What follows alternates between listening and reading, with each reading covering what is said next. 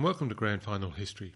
I'm Kieran McGee, and in this episode we go back to 1900, the fourth season of the VFL, where Fitzroy were looking to achieve a hat-trick of premierships to reinforce their claim to be the VFL's original powerhouse team.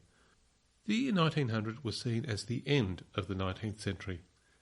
Unlike the year 2000 celebrations 100 years later that were commonly seen to kick off the new millennium, our ancestors were technically correct to wait until 1901 to celebrate the start of the 20th century. 1900 also saw the start of construction of Flinders Street Station. As we will see, trains and public transport were critical for players and supporters in a time before the rise of the motorcar.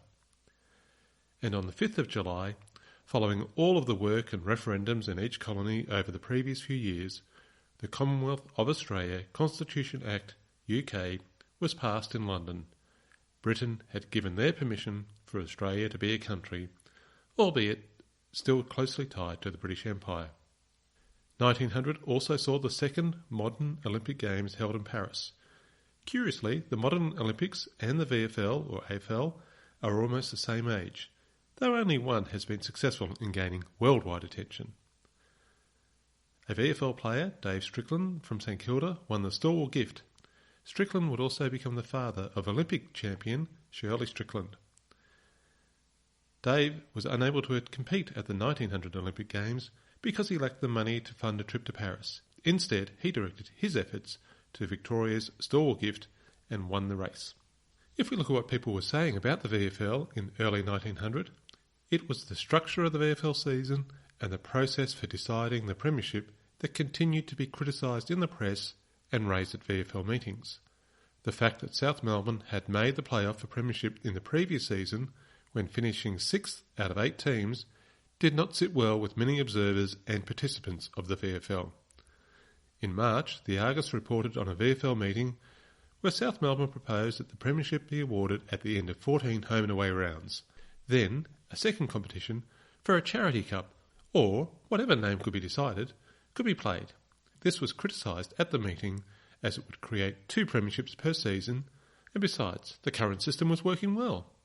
After lengthy discussion, the proposal was referred back to a subcommittee. In April, the VFL held its annual general meeting, and the president, Mr Alex McCracken, made it clear that the system for deciding the premierships was such a success there was no need for change. The AGM also addressed the pressing issue of player uniforms. This clearly needed attention.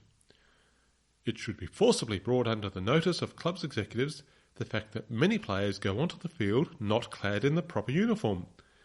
The incongruous sight is often observed of players of clubs whose colours are blue and white wearing red caps, or the red, white and blue caps. More often, some disreputable slouch hat, further and under Guernsey peeping out of various hues, altogether out of harmony.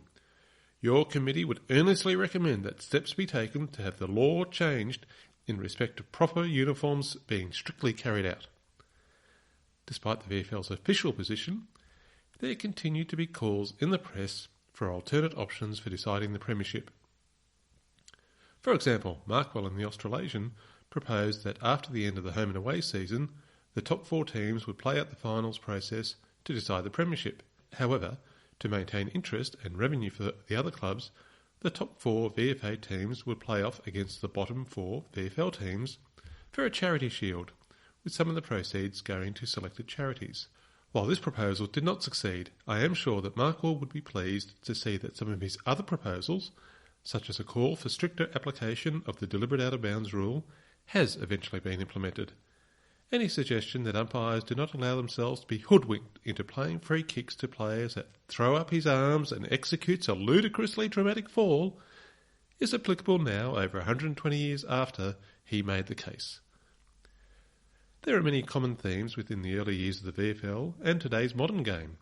However, there are some significant differences in footy culture of those early years. It was an intensely local game.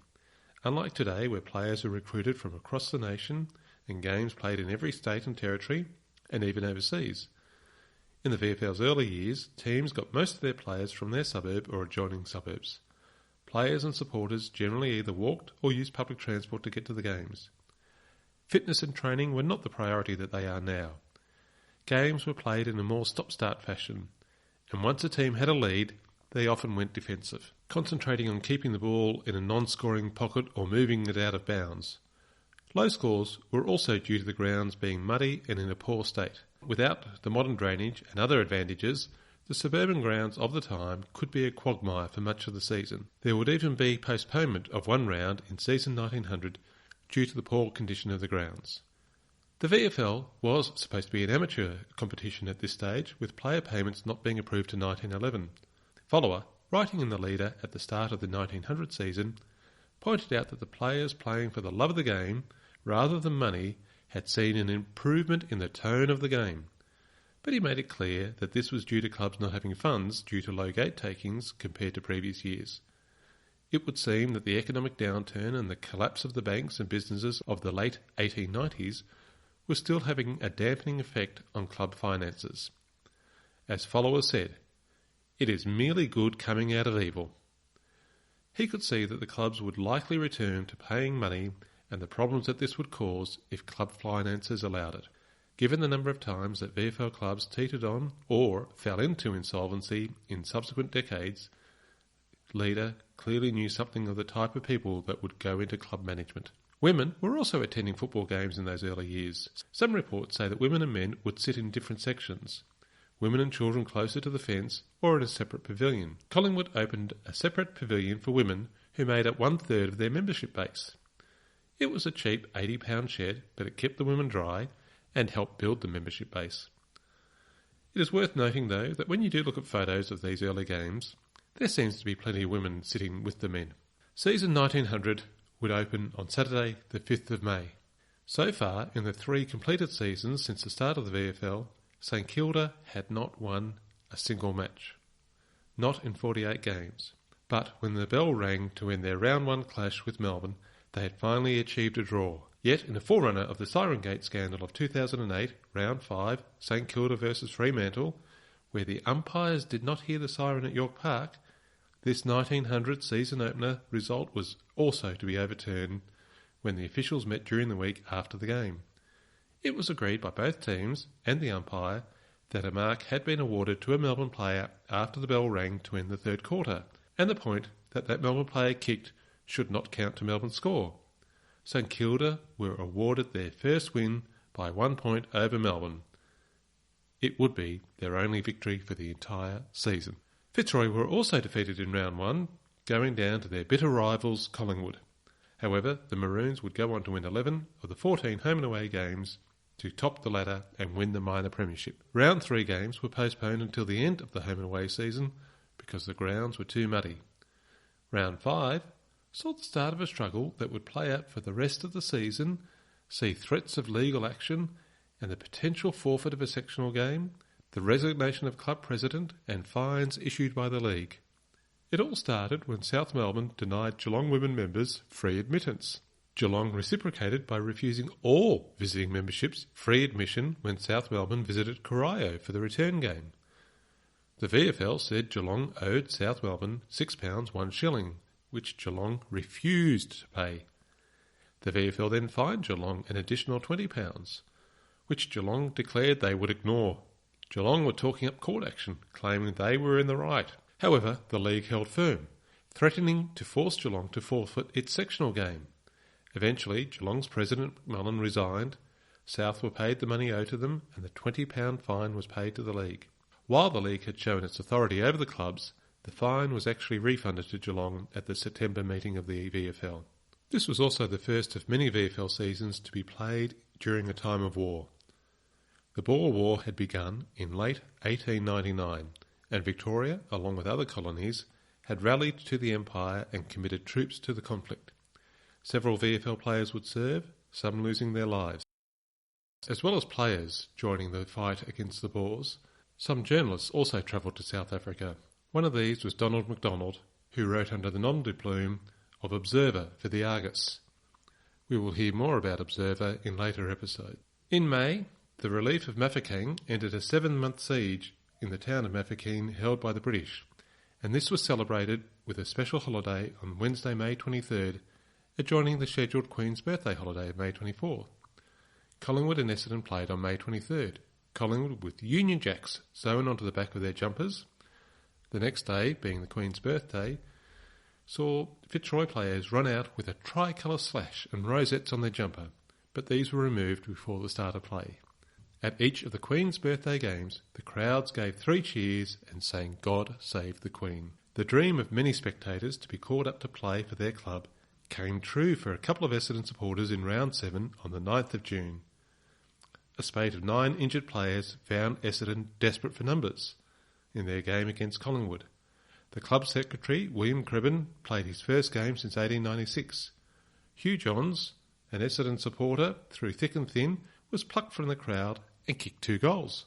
A junior, called Healy, also volunteered his services and showed some dash on the wing, according to the Argus, until his condition failed him. Needless to say, despite these efforts, Collingwood had an easy win. In July there was a bye, and a VFL team travelled to Adelaide to play a combined South Australian team. A year earlier, at the intercolonial game at the MCG, the Victorians wore Melbourne jumpers, but this time the Victorians had a blue jumper with a gold sash. Clearly, the Big V was yet to come. The Victorians won 9-10 to South Australia's 5-12. The Adelaide Chronicle considered the VFL team to be far superior in terms of skill and discipline. There is one more story about season 1900 before we get to the sectionals and the finals, especially for Collingwood supporters and those worried about a decline in the respect for umpires in recent years. Dick Condon was one of Collingwood's best players and was made captain halfway through season 1900. However, he must have been an intense character and clearly did not like umpires. After a game against South Melbourne that Collingwood lost by 2 points, Condon was suspended for 3 weeks for constant swearing at the umpire. 2 weeks later, whilst still suspended, he got into a fist fight with teammate Arthur Robinson in the middle of Collingwood's 3/4 time huddle. The pair had to be restrained by the umpires, teammates and Collingwood club officials. In the sectional game, Collingwood versus Geelong at Corio, Condon walked off the field and demanded that his teammates withdraw from the game because of the poor umpiring. Collingwood's committee members ordered him back on the ground to defend their 1-point lead, but Collingwood would not score and Geelong kicked 2 goals to win the game. Clearly, no one would suggest a walk-off is an appropriate strategy, but perhaps the umpiring was less than ideal. The Age on Monday, September 3rd, said, "As an umpire, Gibson was a failure. Even from a Geelong point of view, he was not a success. It was not that he was partial, but he seemed insufficient." The final straw was in the Collingwood-Melbourne sectional game. Condon told well-respected umpire Ivo Crap, "Your girl's a bloody whore." This time, he was suspended for life. The story of this curious man does not end there. There were 3 appeals over 18 months, and eventually Condon returned to the field in 1902. I wonder what umpire Ivo Crap thought about that. Perhaps Condon's attitude to umpires changed, or maybe he believed that he could do better, because in 1907 he actually spent a season in Tasmania as an umpire. His football travels were not over though. He went to Richmond in 1908 as coach when they first entered the VFL. However, his abrasive character caused so much discontent at Richmond that he was asked to leave at the end of 1909. For all of his abrasiveness, he was a champion football. In 1935, the Sporting Globe declared the high-marking and skillful Magpie the greatest footballer of the century, underlining the regard in which the VFL community held him. At the end of the home and away series, Fitzroy were on top of the ladder, 2 games clear of second place Geelong, and 3 games ahead of Essendon and Collingwood making up the top 4. The sectional system meant that Group A consisted of Fitzroy, Essendon, South Melbourne and Carlton, while Group B held Geelong, Collingwood, Melbourne and St Kilda. Melbourne had finished the season in 6th place with only 6 wins. In round 1 of the sectionals, there was a major upset when the lowly Melbourne Fuchsias beat Geelong at the East Melbourne Cricket Ground. Melbourne had played a lacklustre losing game against Carlton the week before, but came out a different team against the Pivotonians. The other matches went as expected, but Collingwood would regret that they defeated St Kilda by only 57 points, 8 goals 20 to 0 goals 9 behinds. The second round of the sectional series saw Essendon become the only undefeated team in Group A when they beat top-of-the-ladder Fitzroy. The same old straighter kicking getting them home 6 goals 3 to the Maroons 5 goals 6. Essendon had led 3 goals 1 to 0 at quarter time, so it was a good comeback by Fitzroy, but not enough to win. In Group B, Geelong defeated Collingwood to get their first win, and Melbourne had a big win against St Kilda at the Junction Oval, despite some inaccurate kicking and some rain falling during the afternoon. St Kilda had not scored a single point for the first 3 quarters, but managed to kick their entire score in the 4th quarter after the game was already decided. Melbourne 12 goals 14 to St Kilda 2 goals 3. In the final rounds of the sectionals, Essendon beat Carlton to remain the only undefeated team in Group A, thus qualifying for the playoff game. Fitzroy had an easy win over South Melbourne to ensure they qualified to challenge whoever won the playoff game. This also meant they had a week off to recover, but I'm sure they would have preferred to be at the top of their group.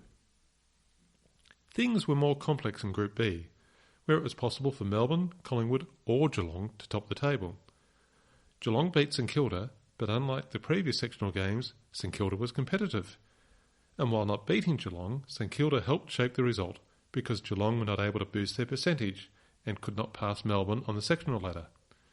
Collingwood did their part by defeating Melbourne by 1 goal in a low-scoring game, 4 goals 6 to 3 goals 6. Perhaps Melbourne were happy to play a defensive game, knowing that they had the better percentage. So after 3 sectional rounds, where Melbourne, Geelong and Collingwood all had 2 wins, it was Melbourne's better percentage that saw them top the sectional ladder. So Melbourne would play Essendon in a playoff game, and the winner of that would play for the premiership against Fitzroy, who had the challenge. The playoff game was held at South Melbourne's Lakeside Oval after the VFL had received tenders from a number of venues. Melbourne had lost Dan Moriarty, who had been suspended after the game against Collingwood. To replace him, the Fuchsias brought Maury Herring down from Maryborough. Herring had played for Melbourne in the previous seasons, but had moved to Maryborough in 1900. But he was brought back for this game at least. The game started at 2:30 on Saturday the 15th of September in front of 13,000 people. Things started badly for Essendon when New Haven Jackson went off the ground with a leg injury less than 10 minutes from the start. This meant that Essendon played with 17 men. Jackson had come into the game under an injury cloud, and the fears were justified. He would not be the last player to go into a final less than fully fit. When it works, the player is a hero.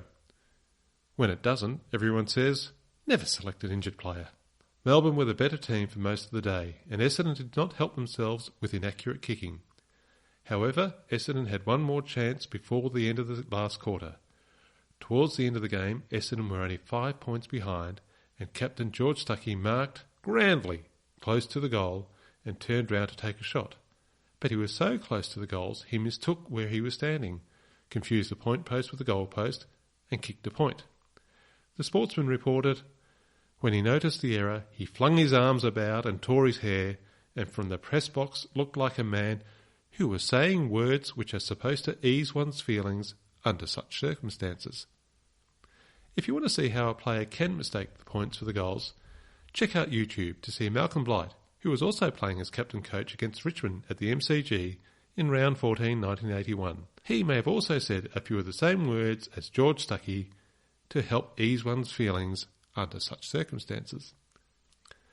Back to the playoff game. Melbourne were defending fiercely, but Essendon were pushing forward. The same olds had one more shot at goal. To read from the Argus is the best way to finish the game. There was a shout and tremendous cheering as the long kick of Hiskins flew high over the posts. Essendon's men danced with glee, but to everyone's surprise, only one flag was raised. Krapp, the central umpire, thought it was a goal, and so did many of the Melbourne players. But the goal umpire's decision is final, and it was against Hiskins. With only a minute to play, Thurgood had another shot, and Hiskins marked right at the behind post as the bell rang. The Rutherglen men placed carefully at a nasty angle and took his shot. It missed the goal, and Melbourne had won by 2 points after the most exciting match of the year. The final scores, Melbourne 7-3-45 to Essendon 5 goals 13-43. Melbourne had come from 6th to have the right to play the minor premiers Fitzroy to be acclaimed premiers for the final year of the 19th century. Unlike previous years, there was far more planning regarding the venue. The league met on the Saturday evening after the playoff final and selected the centrally located East Melbourne Cricket Ground for the premiership game. Ticket sales were set up at several locations in the city, North Melbourne, Fitzroy, etc. in the week and on the Saturday morning before the game to ease crushing at the gates.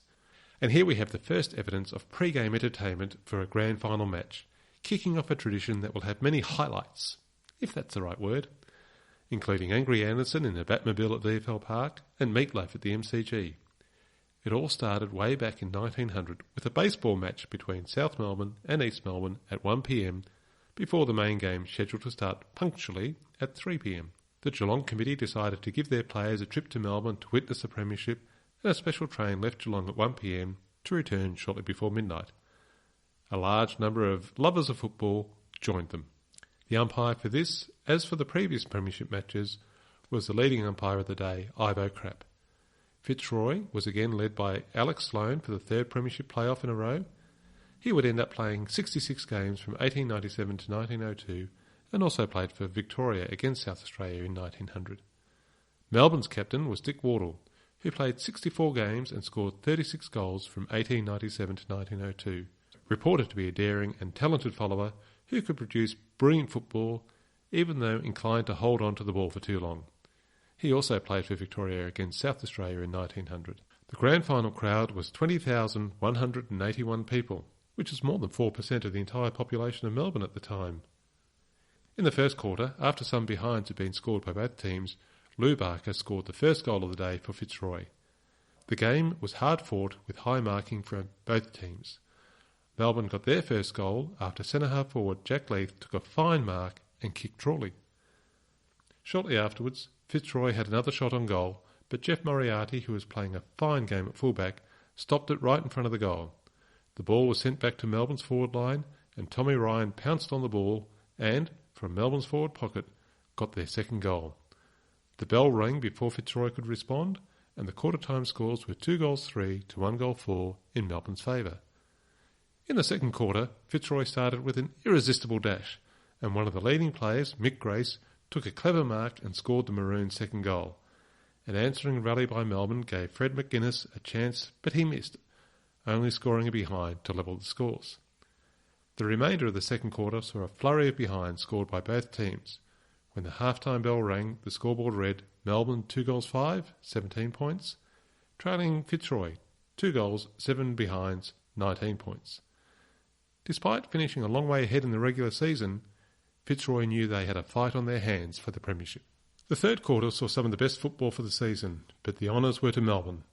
Melbourne's captain, Dick Wardle, was playing an extremely clever, hard and useful game and got his reward in the shape of a goal, which was hailed with some great cheering. Melbourne's full forward, Stuart Geddes, was awarded a free kick some 40 yards out and with a magnificent drop kick scored Melbourne's fourth goal, sending their supporters almost wild with delight. Melbourne had a 12-point lead and their defenders were able to repel the numerous forward attacks of the talented Fitzroy team. It was a veritable battle of the Titans, and the vigour of the attack and the strength of the defence roused the spectators' enthusiasm.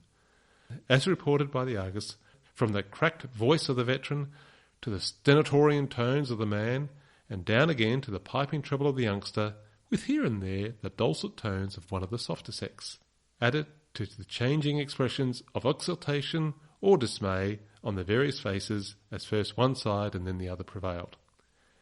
The bell rang for three-quarter time, and Melbourne had done all the scoring. Melbourne 4 goals, 8 behinds, 32 points, to Fitzroy 2 goals, 7 behinds, 19 points. The final quarter started, and it seemed Fitzroy were going to do what was expected, but they continued to miss the goals. Behinds were scored by Keenan and then by Grace. Their Melbourne's fullback, Eddie Skoll, had a terrible kick, sending it straight to Keenan 25 yards in front. But again, Melbourne had a let-off as another point was added to the score. This time, the ball was cleared from the Melbourne backline and into their forwards. Melbourne full forward Vic Cumberland had his chance, but it was only a minor score added to the total. It seemed, despite the week off, it was the Maroons that were tiring as the game drew closer to the finish. After a couple of more points for each team, Mick Grace gave the Fitzroy supporters hope again, scoring a clever goal from an angle. With about 4 minutes to go, Melbourne led by just 5 points. The Maroons attacked again and again, but were sent back by the red-leg defenders. Then Fitzroy's half-forward flanker, Lou Barker, had a running shot at goal and missed, scoring a behind. Almost immediately the bell rang, and Melbourne were premiers by 4 points. Melbourne 4 goals, 10 behinds, 34, to Fitzroy, 3 goals, 12 behinds, 30 points. It was the biggest upset of the VFL's short history. Fitzroy was so confident they had booked and advertised a victory dinner dance.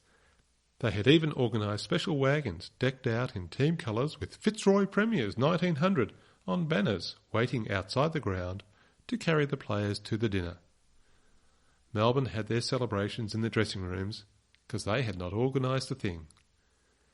There was grace in defeat though. Fitzroy's captain Alex Sloane visited the Melbourne dressing rooms after the game and declared that, next to Fitzroy, he would sooner see Melbourne Premiers than any other club. And, as the AFL continues to deal with the challenges of managing crowds in our modern times, they might like to reflect on what the Australasian thought about the spectators at the grand final.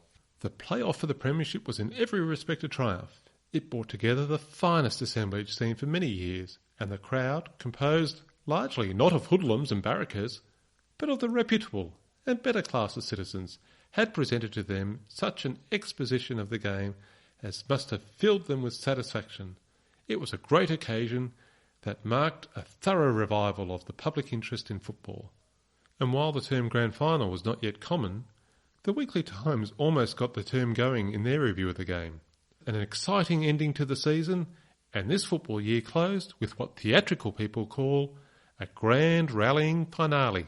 In the reviews of the season, the common theme was the recognition of Melbourne's achievement in winning the premiership, given the system in use, but a unanimous view that the system was flawed. There would be changes in the coming year, but we will deal with those in later episodes. Also of interest was a list of premiership teams published in the Argus on the Monday after the premiership match. It listed the premiers and the second and third teams starting in 1870 through to 1900. While it mentioned that the VFL was set up in 1897, there was no distinction between those premierships and the ones preceding. And while many players from Fitzroy and Melbourne would go on to have prominent roles in society, we should mention Melbourne's premiership halfback flanker William McClellan, who would go on to be VFL president from 1926 to 1955, as well as president of the Melbourne Cricket Club from 1944 to 57. The team that tops the ladder in the AFL home and away season is now awarded the McClellan Trophy, named in his honour. Join me next time as we explore season 1901, the start of the 20th century, and see what changes are implemented to the final system, and whether Fitzroy will redeem themselves after their premiership shock, or would Melbourne carry on for another year? If you've enjoyed this podcast, please leave reviews wherever you get your podcasts from. It will help others to find it. If you have any questions or want to leave feedback, please email me at info@grandfinalhistory.com.au and check out the grandfinalhistory.com.au website or our Facebook page and Twitter accounts. Thanks, and I hope you join me next time.